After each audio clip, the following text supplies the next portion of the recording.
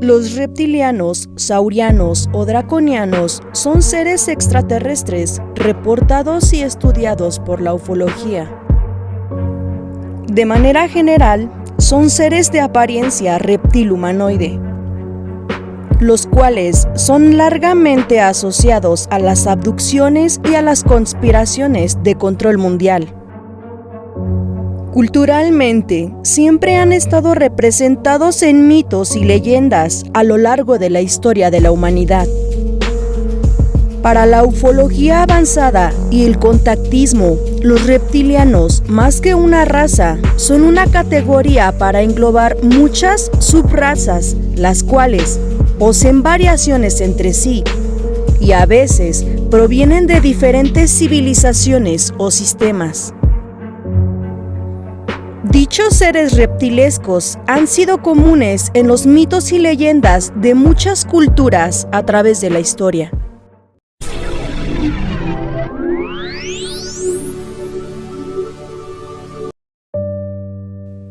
América.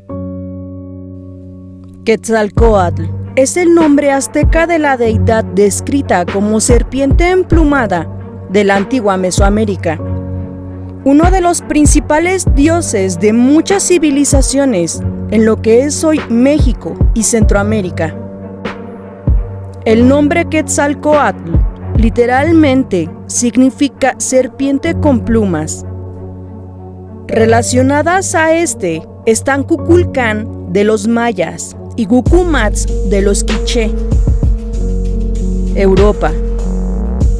Cécrope I, el mítico rey de Atenas, era mitad hombre, mitad serpiente. Se ilustra como ejemplo en un friso en el altar de Zeus de Pérgamo. Medio Oriente. En la cultura del Egipto antiguo, nos encontramos con las imágenes de Sobek, el dios con cabeza de cocodrilo, y de los Unas, una raza de seres reptiloides. India. En escrituras y leyendas de la India, los Naga son descritos como seres reptilianos que viven subterráneamente y que interactúan con los seres humanos en la superficie. En algunas versiones se dice que estos seres vivieron alguna vez en un continente del Océano Índico y que se hundió en las aguas. Lejano Oriente. Los chinos, vietnamitas, coreanos y japoneses hablan en su historia acerca de dragones concebidos en ambas formas físicas y metafísicas, pero raramente descritos en forma humanoide. En la mitología china, los dioses creadores de la humanidad son Nagua y Fuxi. Ambos, de apariencia humana reptil, aparecen en el arte antiguo con los miembros inferiores como de serpiente o reptil. La ciudad subterránea reptil. El 29 de enero de 1934, Los Angeles Times publicaba un extraño reportaje, producto de la investigación de uno de sus periodistas, Jim Boskett. La nota que se anunciaba dentro de las noticias de primera plana trataba sobre el descubrimiento de una enorme construcción subterránea bajo un agente distrito de la ciudad de Los Ángeles, Estados Unidos.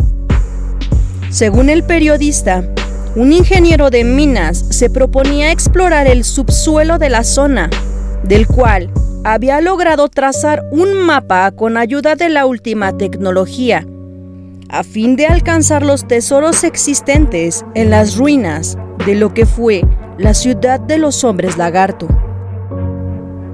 Los protagonistas de esta historia olvidada fueron un grupo de geólogos en busca de riquezas y oro en las inexplorables colinas de Fort Moore, Los Ángeles.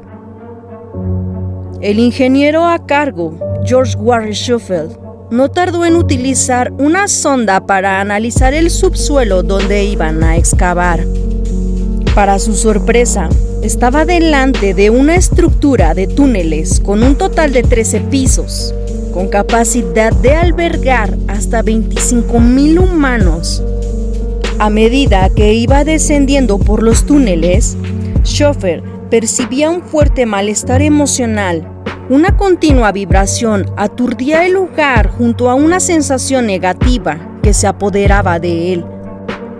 A medida que el grupo de personas seguía descendiendo, Schoeffer no podía creer lo que sus ojos estaban viendo. Una construcción que no podía ser humana. Estatuas de personas reptil, joyas de orígenes no humanos, incluso 37 planchas doradas con lenguaje indescifrable fueron encontradas. Al parecer, en ellas se mostraban los orígenes de la raza que habitó los túneles. Schoeffer, a medida que profundizaba en la extensa red de túneles, halló habitaciones inundadas, llegando a la conclusión de que la raza de reptiles se mudó por el ambiente nocivo creado por los gases tóxicos subterráneos. Entonces, Schoeffer consigue permisos para poder profundizar en los pozos principales, pero después de la noticia publicada en Los Angeles Times, la ciudad rescinde el contrato, retira a todos los trabajadores y nunca más se habló de la noticia. Era 1933, un año no demasiado bueno para la economía norteamericana. Los efectos de la Gran Depresión eran visibles en todo Estados Unidos, donde mucha gente había perdido el empleo. En la vida de George Warren Schoeffer, ingeniero especializado en minería, esto se había traducido en menos trabajo y más tiempo libre. Tenía ingresos que permitían continuar su vida normal, pero ya no florecían los contratos de prospección minera o petrolera, pues los inversores no podían permitirse ser muy arriesgados. Entonces, el ingeniero Schoeffer decidió ocupar su tiempo libre en dos ocupaciones que le apasionaban. Por un lado, investigar y perfeccionar tecnología de prospección. Por otra parte, la búsqueda de información útil en fuentes no tradicionales. En el campo tecnológico, tal parece que desarrolló y puso a punto un aparato para escanear terreno en busca de evidencias de vetas y otras formaciones. En su búsqueda de información valiosa, entrevistó a un anciano, jefe indio, que aceptó compartir con él las tradiciones orales que le habían sido relatadas a su pueblo desde tiempos inmemoriales. Entonces comenzó un proyecto para localizar vetas auríferas bajo la ciudad. Pero ni bien comenzó la puesta en marcha del rastreo subterráneo, Schoeffer descubrió con sorpresa lo que parecía ser una enorme red de túneles y cámaras que abarcaba gran parte del centro de la ciudad, desde la biblioteca pública hasta Mount Washington y desde Pasadena hasta la zona sudoeste. Nada de ello encajaba con los conocimientos de Schoeffer o sus ayudantes, que esperaban encontrar alguna vieja mina de los tiempos de los colonizadores, pero no una sofisticada y vasta red subterránea. De acuerdo a lo que le explicaron los indios más ancianos, lo que Schoeffer había encontrado era el último vestigio de una raza de lagartos humanoides, que tras una catástrofe inmemorial se habían refugiado en el subsuelo, construyendo esa red de túneles utilizando medios químicos y no mecánicos. Con el tiempo, esa extraña raza también se extinguió, quedando ese mundo subterráneo como mudo testigo de su existencia en este planeta. De acuerdo a las tradiciones indias, los hombres lagarto conservaban memoria de su historia y logros en tablillas de oro grabadas. Si algo habían registrado los aparatos de Schoeffer como oro, no era una mina, sino las bibliotecas que contenían esas tablillas.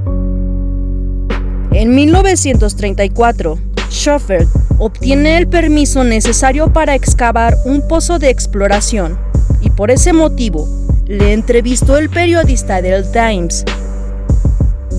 Su grupo alcanza los 76 metros de profundidad en enero, 106 metros en febrero, y de pronto, sin previo aviso, le son revocados todos los permisos.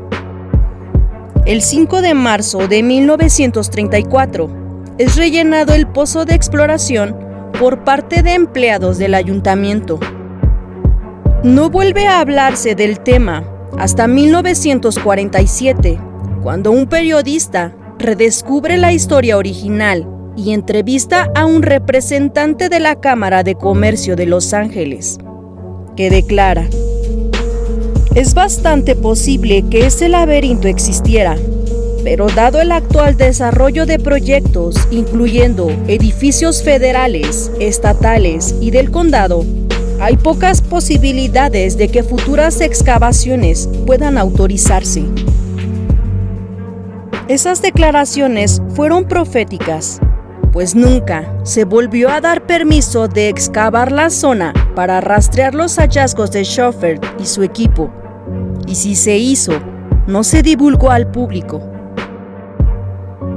El ingeniero, por algún motivo desconocido, se retiró de la vida pública.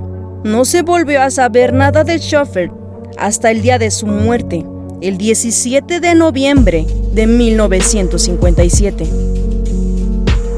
Otra gran verdad a favor del conocimiento que tapan y ocultan por el bien de la paz mundial. Estamos ante otro caso más de censura de datos e información que como único objetivo es ocultar la verdad y mantener al ser humano en ignorancia. Al parecer, conocer la verdad sobre este tipo de noticias y descubrimientos podría desatar la historia colectiva. Tan cruel y distorsionada es la verdad de nuestro pasado, nuestros orígenes, que desatarían tal histeria. Más motivos para creer que desde hace tiempo vivimos en una esclava mentira. Amigos, díganos qué opinan de este caso en la caja de comentarios. Por favor, no olviden suscribirse y darle like.